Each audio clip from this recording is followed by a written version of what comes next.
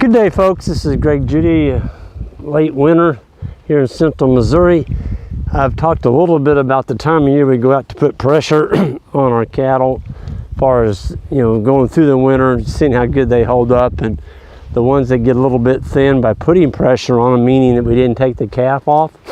And this, you know, a spring-born calf is still on the cow, so the calf is pulling that cow down just a little bit through the winter. And you know, a cow should be able to take a calf through the winter on what we call the fat of her back if they're made right. What I wanted to show you is the difference in cattle. And I had to walk to find this one. I knew I had one in here. I think there's two, but I found this one. Look at this heifer. That's the first calf heifer. Y'all see something different about her? She's got way too much leg on her. Okay, she's given probably an inordinate amount of milk to the calf. I did look up her calf. She's got a fairly decent calf on her, but man, she's just giving it all to the calf. And so she's going to be one that's going to be late breeding back because she sacrificed her body. Folks, we're in the beef cattle business. We're not in the milk business. So you got an animal that puts out a lot of milk, you need to get rid of them. So this will be one that we cull. She just got way too much leg, but look at the gut. She doesn't have any gut in comparison to the next one I'm going to walk as an example. I'm going to show you this next cow. Okay, this one's got a calf sucking on her too. And she is also a first calf heifer. Y'all notice the difference? Look at the leg. She doesn't have as much leg underneath her. She's got a big old gut that hangs down. We call that the fermentation tank. You know, she's got a calf sucking on her too, but she hasn't been pulled down like that other cow. Okay? Look at this bull. Now the bull's not having to work yet. Well, my God, he's probably bred a few. But look at the gut on that bull. That's a young bull, he's just a year old. But he is a chunk. Here's another nice cow. Big old gut, short legs. She's not pulled down. She's got a calf sucking on her as well. I'm trying to find that other cow. I don't see her. She's actually about a carbon copy of that other one. But if you go out in March and look through your cows, there's going to be one or two maybe that are thinner than the rest of them. Those are your high maintenance cows. So those are the cows that are putting out a lot of milk. And they're going to get thin on you. You don't want them putting out a lot of milk. Just enough to get the calf going. If they're cranking out a lot of milk, she's going to be late breeding back, and each year she'll get later and she'll finally skip. She'll skip a year. So you fed a cow for a whole year and never got a calf. Not the way to stay in the cattle business. Not the way at all. Golly, here's a beaut. Look at the gut on that cow. I mean, she is beautiful. Big old gut. All these cows look good. They've all got big guts on them. That's what we pick for, is big gutted cattle. If you don't have a big gut on your cow, they're not going to do very well. This is a little first calf heifer. She'll be calving next year. I call first calf heifer. She's still a heifer. Look at the gut on that cow. Big old gut. Got a nice big calf sucking on it. Keeping her winter condition on, giving the calf just a little bit of milk on stockpiled fescue. That's the way you make money with cattle. All these animals are in pretty darn good condition, but I usually go out in March. We're still a couple weeks away from March, and I'll go through these animals, and the ones that have you know, what we call more leg than we want, and they're not packing much flesh, you can just tell they've been drawn down. And part of it is not the cow's fault, it's just the way they're built. They don't have the gut capacity to hold the forage, and so they're going to get thin. They don't have a engine, or you might say a boiler room, to put all that fuel in to keep their body condition going. So they're going to get thin.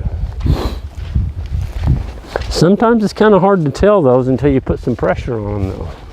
They sure sort themselves out quick. There's a really nice cow. I mean, she's got a calf sucking. Look at that condition on that cow. I mean, she's just beautiful. That's what you want. But you really got to be the person that goes out and selects your animals. There's an old saying that says you'll never have a herd any better than what you call for. And Gerald Fry, rest in peace, he was a great old guy. A lot of people kind of made fun of some of the things Gerald talked about and different things. And you know, that's fine. Everybody has a right to their opinion. But Gerald probably forgot more about cattle and genetics than most people ever know in their entire life. And I don't know, people just, you know, he would say some things that people didn't agree with and they'd get mad at him. And Gerald didn't care. He just told people the way he thought, and he didn't mind expressing his opinion. And a lot of people, you know, the ones that listen to him are further ahead. I'm one of them. I wouldn't have this herd today if it wasn't for Gerald Fry.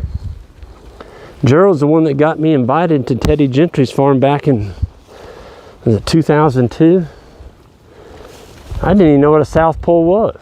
Never heard of him. He told me there's this Alabama boy down there in Alabama that developed his own breed of cattle, and they were pretty darn good cattle. They take a lot of heat and fescue, pretty docile, very docile, matter of fact. Raised a good calf on nothing but fescue. Let me tell you what, when Gerald told me that got my attention. And we got invited down there to Teddy's. He was holding a grass-fed meeting for the whole United States. Some of the more leading grass-fed people in the industry, and I got invited to that meeting. And when I went home, I had 22 cow-calf pairs. Compliments of our custom grazing that Jan and I had been doing. So we custom grazed other people's cattle, saved our money up. We bought our first herd, and that's what we started with. And Grandma, that old cow we got, she's 19. That's one of the original cows from that 22 cow calf. She's had 17 calves. 17 calves. And these are all descendants out of those original herd. And we did go back and buy some more from Teddy, some more heifers, and kept the best. And some of them didn't work. I mean, we moved them from Alabama to Missouri. That's a big change. Those cows in Alabama had never seen snow. Some of them didn't work. We got rid of those and kept the ones that did, and just kept going forward.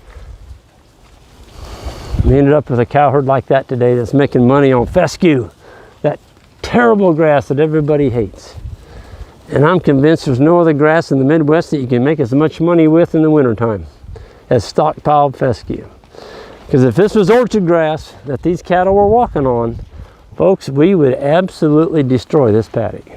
Because orchard grass doesn't have any sod underneath it like fescue does. I mean, it's wet out here. And we got cows walking on it. And you know what? They're not tearing our farm up. There's Grandma. How you doing, Grandma? That cow is a freak of nature. Unbelievable.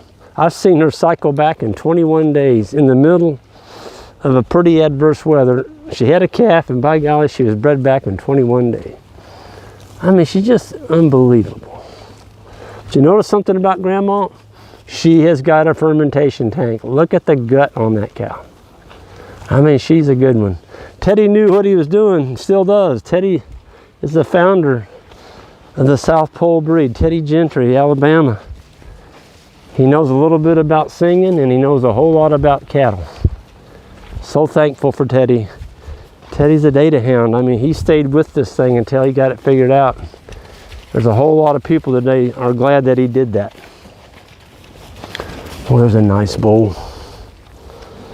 All on grass, no grain, and all these, stud produce. Oh, you got to feed your bull some grain, or he ain't gonna be any good. He's gonna lose condition. Well, if he loses condition on grass, get rid of him. Get you something like these that will. There's bulls out here that'll do just fine on grass. They don't need grain.